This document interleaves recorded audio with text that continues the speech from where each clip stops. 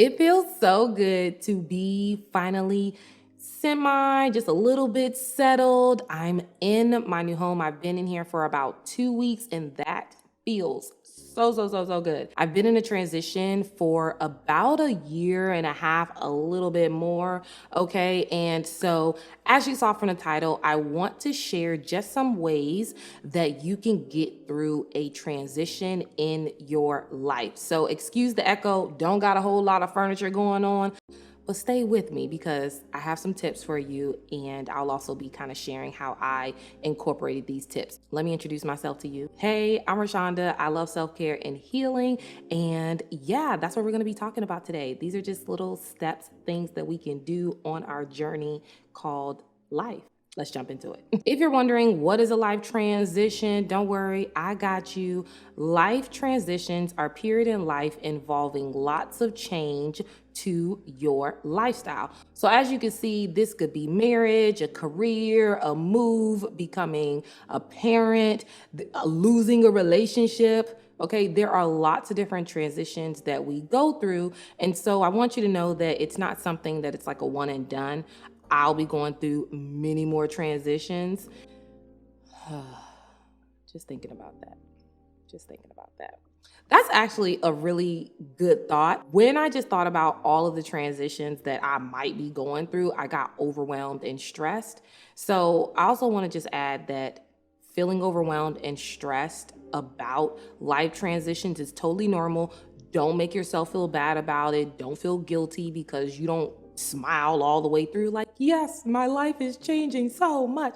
I'm so excited. You may not feel that all the time. I know that I personally did not feel that all the time, but I'm hoping that these actionable steps can help bring down some of that anxiety, help break that cycle, and allow you to embrace the change. And you might even find a lot of positivity out of it. Tip number one, accept that change is normal. I think that we have this resistance to change because, like I said, we want things to be consistent, whether that's in our relationship, career, life. Like, we want consistency because we can predict it, we can kind of know how we can manage it and react and get comfortable.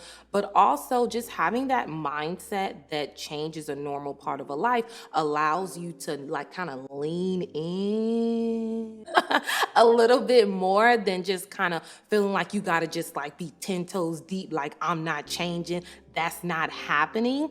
You kind of just unlock more possibilities for you mentally, emotionally, spiritually, and just see different paths, that you can take if you are already in a position of saying, you know what, this is normal. I'm gonna go with it. Number two is to identify your goals and values. This was so helpful for me. I'm gonna be leaving some clips, throughout the video.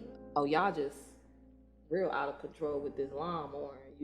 So back to what I was saying, identify your life goals and values. We went from selling our home to an apartment, moving across state lines, being in an Airbnb, waiting for our house to be done being built. So that was a lot of transition, and I had to kind of ground myself in my goals. Like, one of my goals was to move back to South Florida. Check. Be closer to the water, closer to my family. Check. If you find yourself kind of spiraling, ask yourself, why am I doing this? Does this get me closer to my goal?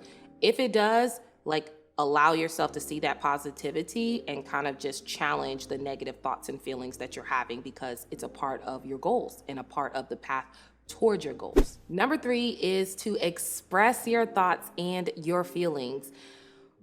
This helped me. Okay, this helped me a lot because in transition, like I talked about earlier, you can be stressed, you can be overwhelmed, you can experience burnout and fatigue, and you just might be all the way over it. It's okay. Express it. Don't bury your feelings. Don't minimize them just because you might be transitioning into a new career and everybody's like, oh, you should be so excited.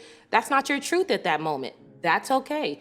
Express yourself, journal about it, go to trusted people and say, well, how did you deal with this? Or how did you deal with that? Becoming, a parent. I remember when I became a parent, everybody's like, oh yeah. But it was a big transition for me, and I needed to have that space and outlet. And so expressing yourself, making sure that it's not something that you're locking away, which can be draining for you. Yeah, if you don't express yourself, it can be taxing on you mentally and emotionally. So don't just write it off because you may not say it out loud.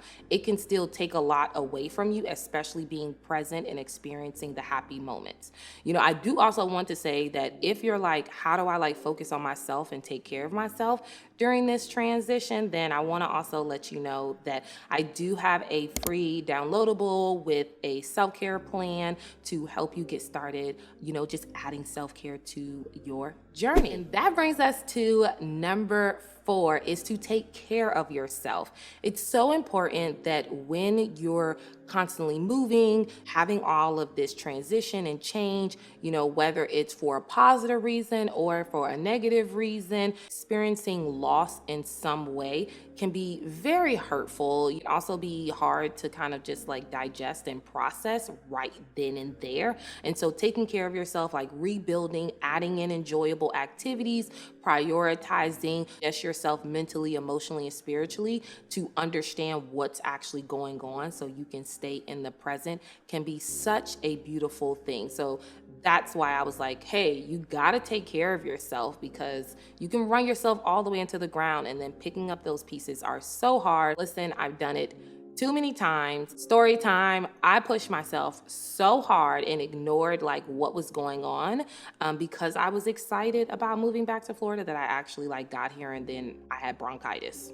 Because guess what? I ignored just taking care of myself, simple things, water, resting when my body was like, girl, you tired, sit down. I didn't. I was like, no, I'm trying to get to Florida. So it's important to know that even if it's a positive reason, you have to still be taking care of yourself. And the last one is just reflect. Reflect. I think that in this culture and where we are, we're kind of like busy little bees, just to the next, hustling and not taking time to ground ourselves. That's why I grounded myself in the beginning of this video, because I'm trying to model positive practices. But I would say that it's really important to reflect on where you've been and where you're going.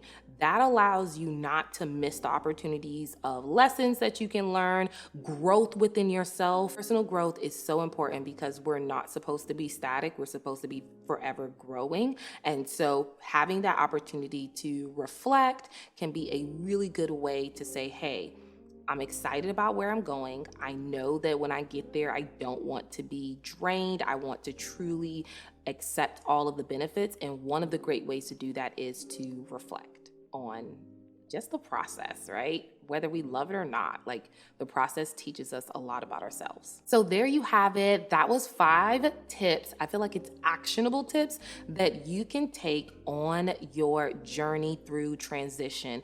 I know that it can be super difficult. So, make sure that you try to implement these. If you're like, yes, I'm going to implement them, let me know down in the comments below. If I can support you any way, then definitely shoot me an email or DM me.